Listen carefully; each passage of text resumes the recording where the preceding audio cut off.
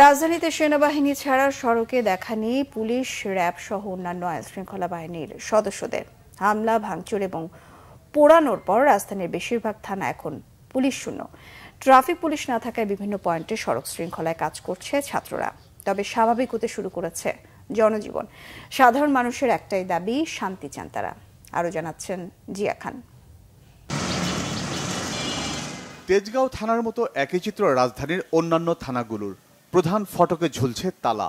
থানার ভেতরে পুলিশ আছে কিনা তারও কোনো নিশ্চয়তা নেই। একই অবস্থা সড়কের বিভিন্ন পয়েন্টে থাকা ট্রাফিক বক্সগুলোর। কোনোটা তালাবদ্ধ, আবার কোনোটার দরজা খোলা, তবে নেই কোনো ট্রাফিক পুলিশ। রাজধানী জুড়ে গণপরিবহনের সংখ্যা অনেক কম। যানবাহন বলতে রিক্সা, মোটরসাইকেল আর ব্যক্তিগত যানবাহন চলছে। তবে ট্রাফিক না থাকায় বেশ কিছু গুরুত্বপূর্ণ পয়েন্টে দায়িত্ব পালন করছে ছাত্ররা। তাদের সাধ্যমতো চেষ্টা করছে সড়ক শৃঙ্খলা রক্ষায়। পয়েন্টগুলো সম্ভবত এইখানে ফার্মগেটে আছে, বেসরণী আছে, শাহবাগে, সব জায়গায় লোক আছে।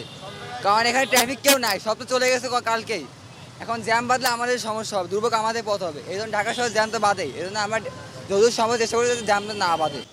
ছাত্র ও জনতার দাবি, দুর্নীতি ও দুঃশাসন মুক্ত রাষ্ট্র চান তারা। প্রায় ঘন্টাখানিক থেকে দৌড়াদৌড়ি করছে আর কি। রাস্তায় মানুষজন চলাচল কম, তো অনেক কম।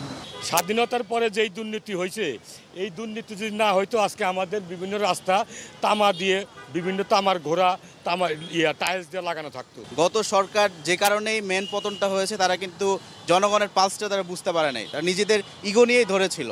তো আমার মনে হয় জনগণের পালস বুঝতে হবে। যে এই দুর্নীতি করছে থাকতে পারবে না, এখন যে ক্ষমতা আসবে তার পরবর্তী যে দুর্নীতি করবে সে ক্ষমতা থাকতে পারবে না। তরুণরা যেহেতু জেগে উঠেছে, আমরা শান্তি চাই, আমরা কাজকাম করে খাওয়ার জন্য শান্তি চাই।